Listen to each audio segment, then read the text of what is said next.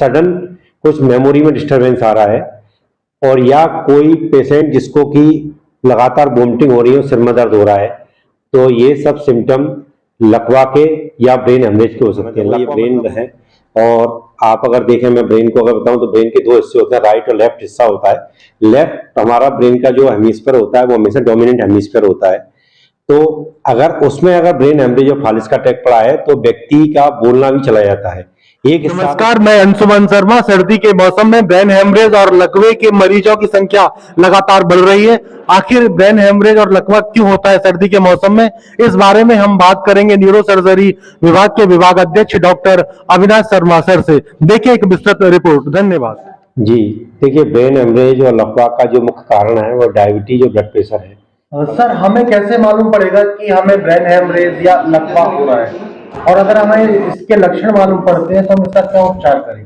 देखिए, अगर किसी व्यक्ति को बेहोशी से आ रही है उनको, या वो बोलने में उनको दिक्कत आ रही है, या उनको चलने में दिक्कत आ रही है, या चेहरे पे टेढ़ापन आ रहा है, या वो एक साइड में झुक के रहे हैं, और या उनको सडन कुछ मेमोरी में डिस्टरबेंस आ रहा है, और या कोई पेशेंट जिसको कि लगातार वोमिटिंग हो रही है, सिर में दर्द हो रहा है, तो ये सब सिम्टम लकवा के या ब्रेन हेमरेज के हो सकते हैं। लकवा मतलब होता है कि जो दोनों में, देखो लकवा दोनों में मार सकता है। ब्रेन हेमरेज होगा उसमें भी व्यक्ति का कुछ हिस्सा पक्षाघात हो सकता है, और पैरालिसिस मतलब जिसमें खून की नस बंद हो जाती है उसमें भी हो सकता है।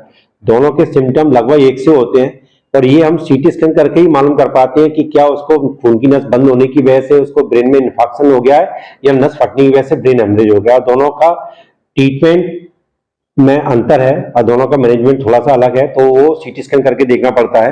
लेकिन हाँ, घर में अगर आपको लग रहा है किसी व्यक्ति को ऐसा हो रहा है, सबसे पहले उनका बीपी चेक करें। अगर बीपी ज्यादा है तो तुरंत उनको, अगर वो होश में है तो उनको बीपी की दवा उनको तुरंत खिलाएं। अगर बेहोश हैं तो कोई दवा उनको मुंह से नहीं खिलाएं, क्योंकि वो श्वसन नली में जा सकती है। तुरंत अपने निकटवर्ती डॉक्टर को दिखा के भर्ती करें। दूसरा, एक शुगर भी चेक करें।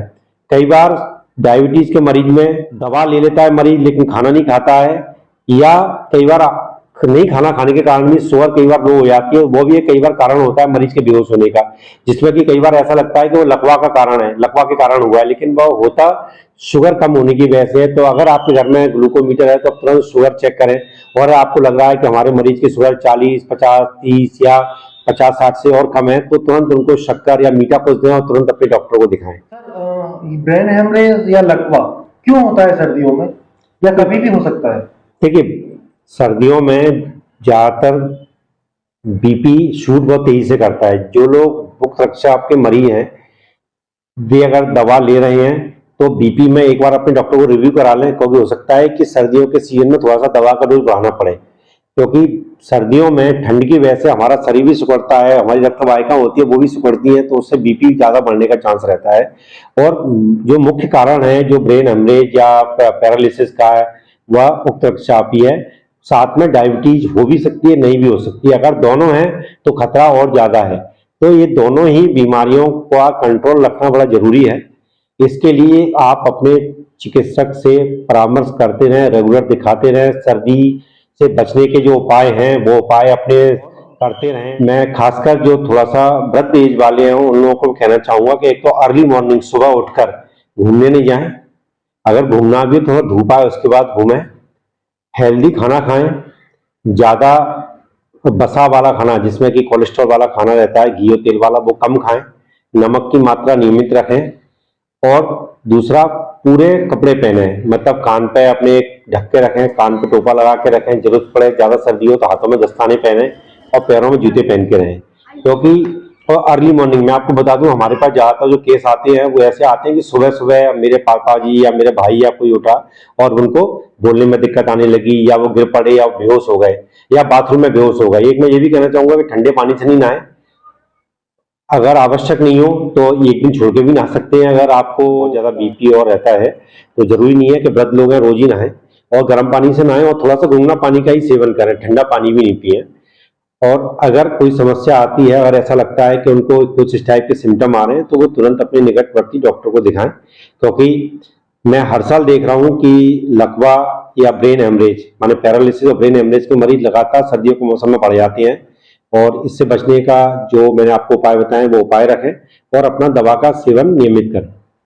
जी, धन्यवाद। ये ब्रेन है, मैं आपको दिखाना चाहूंगा, ये ब्रेन है, और आप अगर देखें, मैं ब्रेन को अगर बताऊं तो ब्रेन के दो हिस्से होते हैं, राइट और लेफ्ट हिस्सा होता है। लेफ्ट हमारा ब्रेन का जो हेमिस्फीयर होता है वो हमेशा डोमिनेंट हेमिस्फीयर होता है।